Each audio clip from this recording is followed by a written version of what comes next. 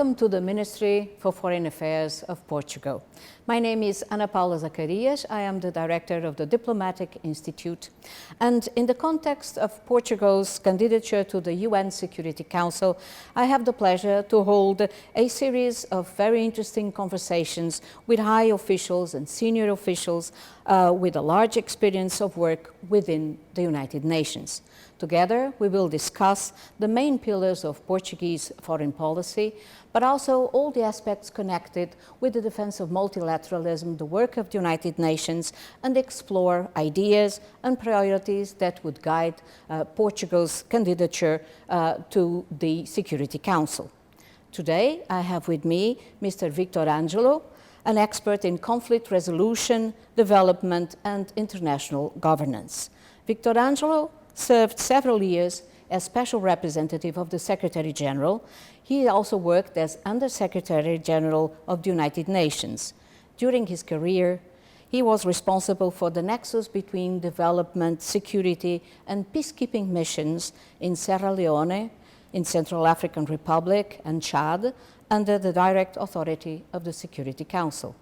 He also held resident representative positions for the UN in Zimbabwe, East Timor, the Philippines, Tanzania, Gambia, Mozambique, Angola, Equatorial Guinea, and São Tomé and Príncipe, as well as at the organization headquarters in New York, where he was director of the operations for Africa for UNDP.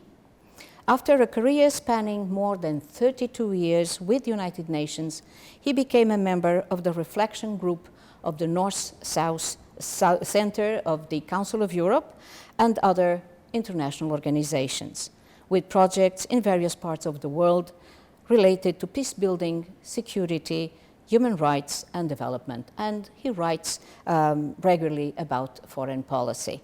Thank you so much for being with us, dear Victor. With all of your experience in these matters of the United Nations, how do you see the current international context?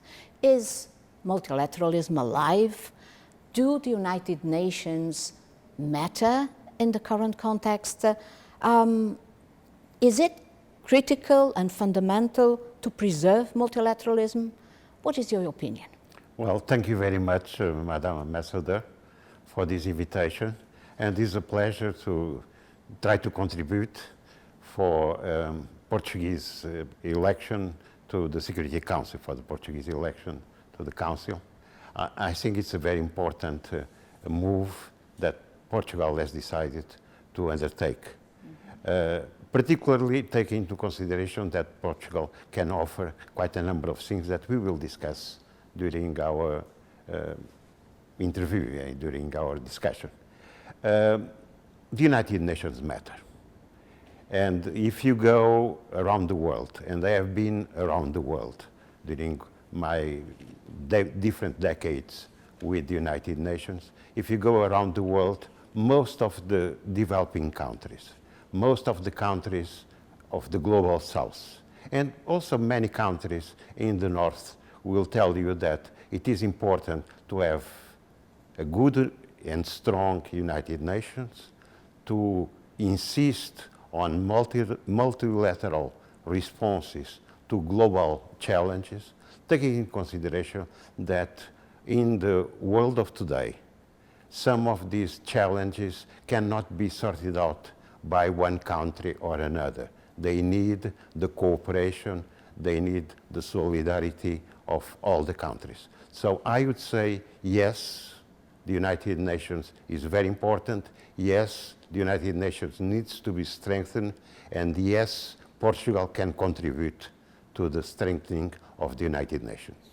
Thank you very much, because indeed when we look around the world, we see that, as you mentioned, many of these challenges that we are facing are not only immense and they need the contribution of everybody, but they are also interlinked. We also have this interlinkage between development, security, the issues of climate change, the new technologies that we have to face, and all this interlinks in a very challenging way. So The multilateralism needs to be preserved. But we also talk normally that there is a need for reform. If we talk about reform, what could be a reform that is meaningful for the United Nations in your perspective? Well, two questions. First, I fully agree that there is a link between the major challenges that the world of today is facing. We cannot talk about, for instance, health epidemics without talking about development. We cannot talk about development without talking about security.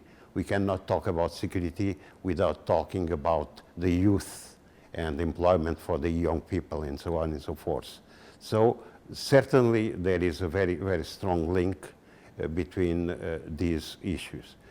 Multilateralism will help the countries to answer to these questions that are interlinked, because nowadays what happens in Asia sooner or later will arrive to Africa, it will arrive into Europe or into Latin America.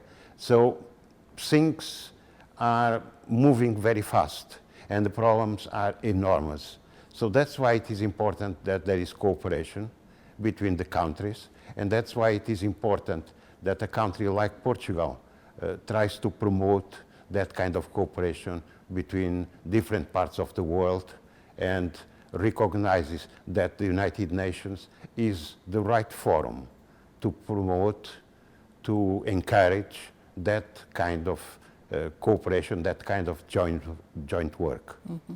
But maybe we need some, to boost a little bit the effectiveness of the United Nations, certainly we need more financing and not less financing, as we are now listening to. So how this reform, and particularly the question of the reform of the Security Council, could benefit the United Nations? Yes. I didn't mention the question of reform, and it was in your question.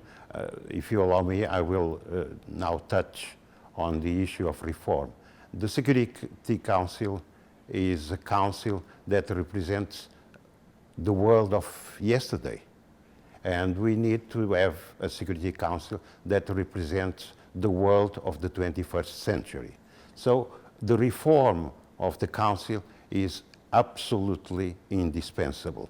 And the reform of the Council means basically two things. One, it has to be more representative. Africa, for instance, has to be represented in the Security Council and has to have a permanent representation in the Security Council. And I am very pleased to see that Portugal supports the permanence of African countries in the Security Council with permanent seats. Latin America, the same. A country like Brazil, for instance, should certainly be a permanent member of the Security Council, but not just Africa or Latin America. We are also talking about Asia, and we are talking about new countries that have emerged during the last 50 or 60 years. They have become independent. They are now emerging economies, and these emerging economies, what we call nowadays the global south, they have to be present in the Security Council. So the Security Council has to be more representative, that's one thing, and that means basically expand the number of permanent and non-permanent members. That's one of the things that it means. And the second thing it means is that the different parts of the world, the different states with different size, but with representativeness should be in the council. So we need a larger council, and we need a council that represents indeed the world of today. That's why the reform is absolutely indispensable.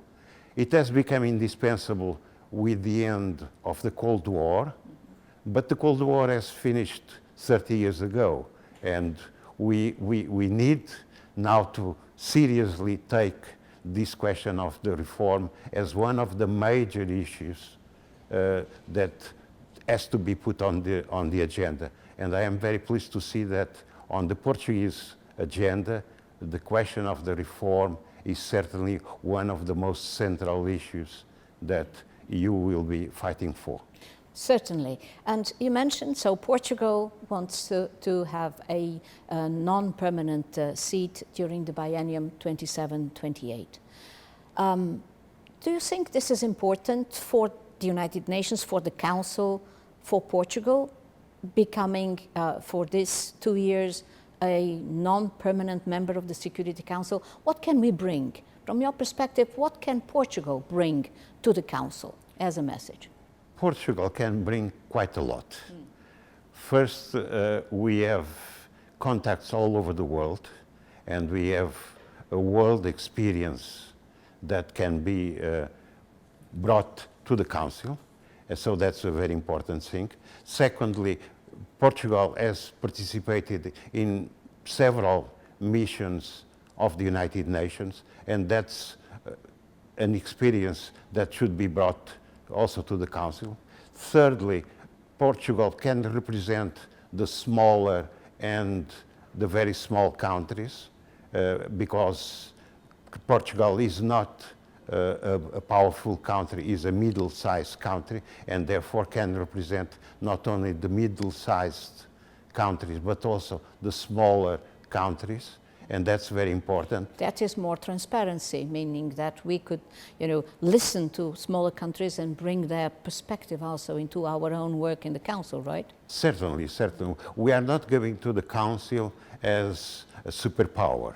We are not going to the Council because we have lots of resources. We are going to the Council because we believe in principles, we believe in multilateralism, we believe that the United Nations has a very important role to play and needs to be reformed, needs to be adapted to the world of today. And that's the kind of work that we can do in the Council. And that's why it is important that a country like Portugal, that is a country that is neutral, that is not aligned with A, B, or C in terms of the regions, is a country that can provide that kind of support. And we have to take into account that we have not only a lot of experience related to Africa, because of, for instance, the community of the Portuguese-speaking countries, but also a lot of experience in Latin America, and particularly a lot of experience in South America, through Brazil and other countries. But also we have the experience as far as the ASEAN countries are concerned, taking into consideration all the support we have provided to one member of the ASEAN group, Timor-Leste. And that is the kind of experience that Portugal can bring to the Council. It can certainly be very useful to balance, to bring some equilibrium to the Council. Very well. We normally talk about the Portugal defending, of course, the UN Charter, but also the 3 pillars that are the base of the United Nations, this connection between security, development, and human rights. You've worked for more than 30 years on this connection between development and security. Can you tell us a little bit more? How do you see this connection? What is the relevance between development and security on the other side? And how can we bring these questions of development better integrated into the work of the Security Council? Well, that's a very, very important question, because I have talked to many people at grassroots level, and I would ask them, what is your priority when it comes to the UN? And the first thing they would say is security. We need security, we need good governance. If we have security, if we have good governance, we will take care of our own development. But of course, when they say that, they are also counting on the support provided by richer countries.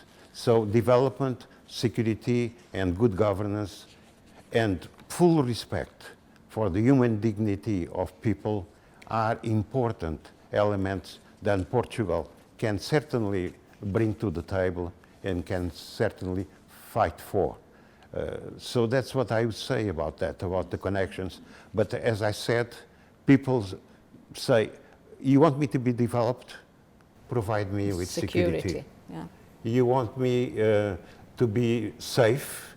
Provide me with development. Yeah. And that's basically what we are talking about. But above all, what people want is to make sure that there is solidarity in the world, that developed and developing countries can work together just to be able to achieve security, development, and human dignity. Yes. From your extensive experience in fragile conflict countries,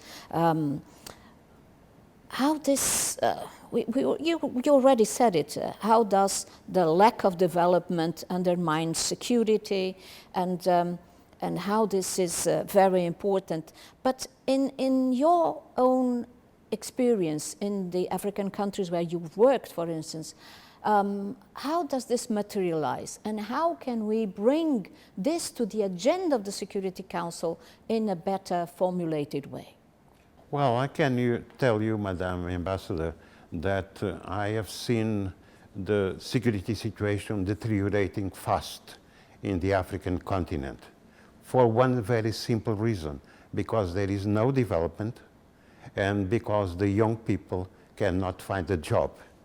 And one of the situations is, for instance, in the Sahel region and in West Africa, where Portugal, by the way, has quite a number of missions and a number of embassies, yes, and a number of cooperation projects.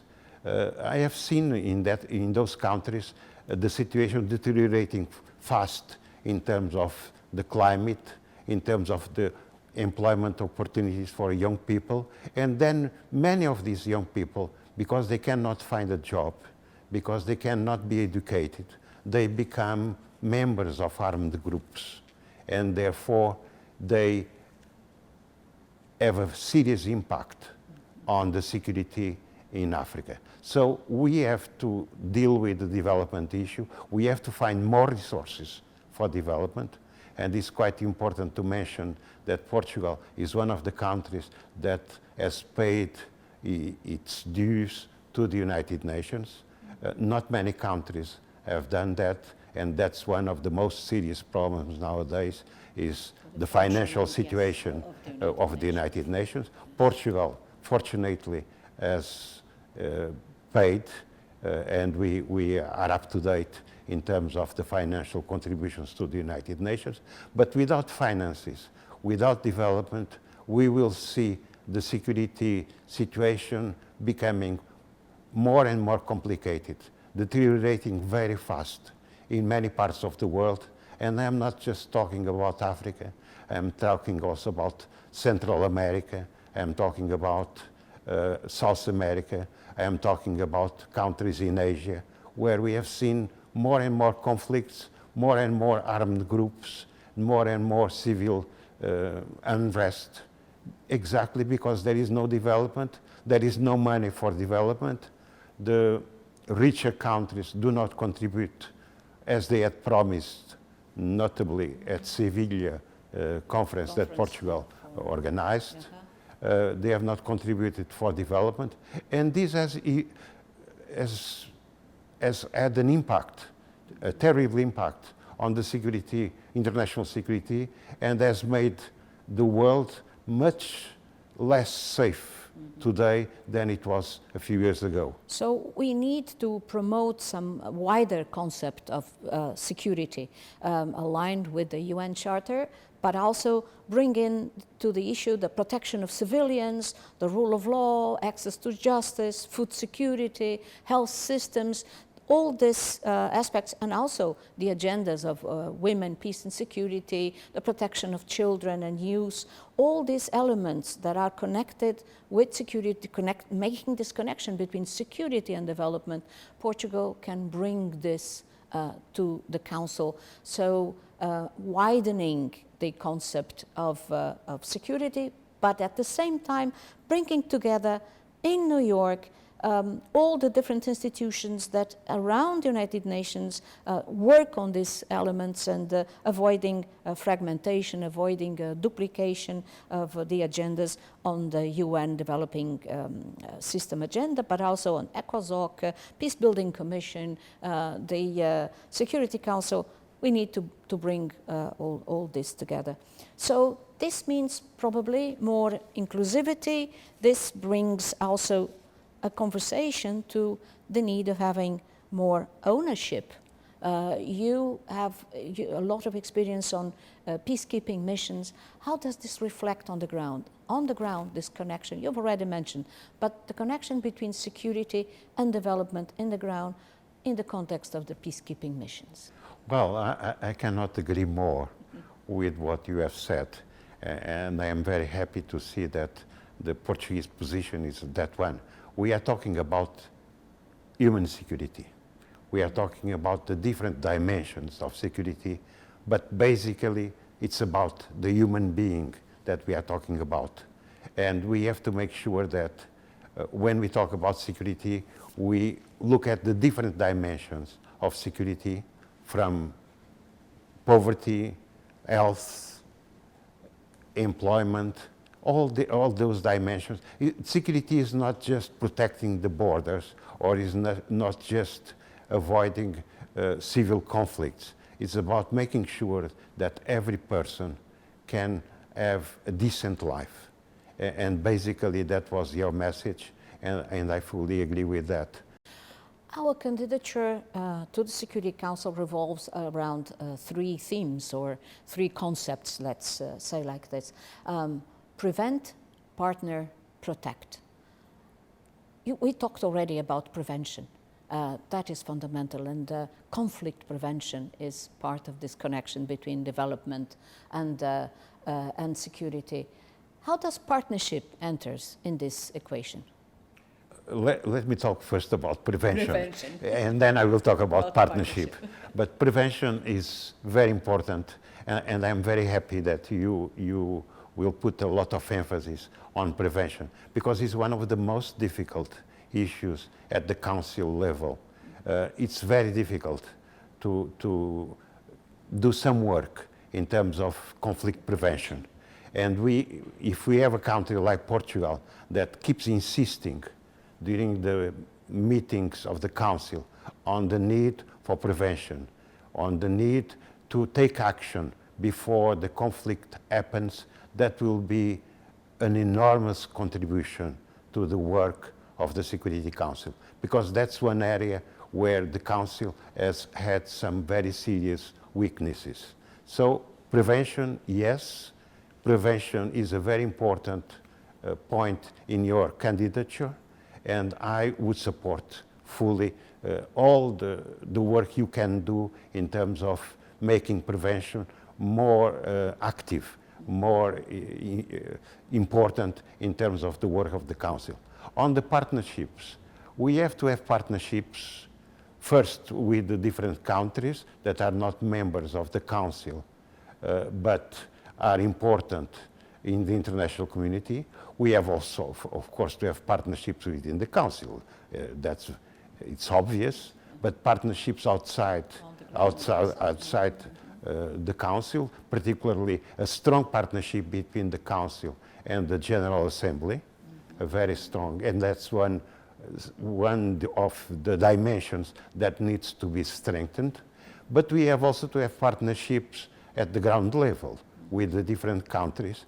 And partnerships means not only partnerships with the governments, not only partnerships with the regional commissions, and it's very important to have these partnerships with the regional commissions, for instance, with the African Union, for instance, with Latin America, for instance, with ASEAN, and the organizations at the regional level. So that kind of partnerships between the United Nations and in particular the Security Council and these organizations are very important.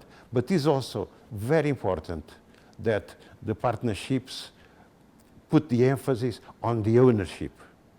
We are not bringing an agenda to these countries. We are not bringing an agenda to these regions. We are helping them to develop and implement their own agenda. And partnership means ownership, means putting the emphasis on the ownership by those countries, by those regions, by the civil society members, by the population in general, on their own development. And that's the only way we can be sustainable. That's the only way we can ensure a more solidary world that we need very much. And protect? How can we protect? How can this connection between security and development protect people? Well, protect is also a very important issue.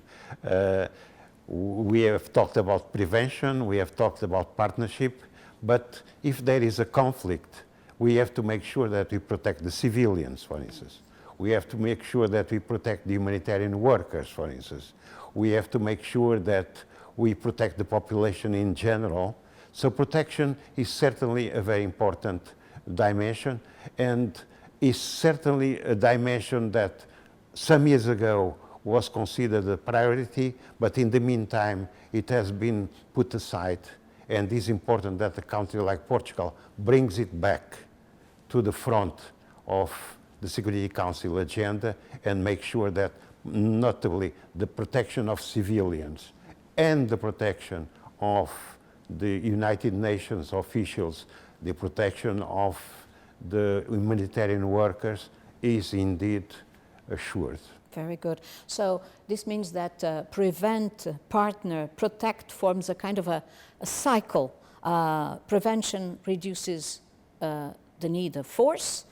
Partnership ensures legitimacy, ownership, sustainability.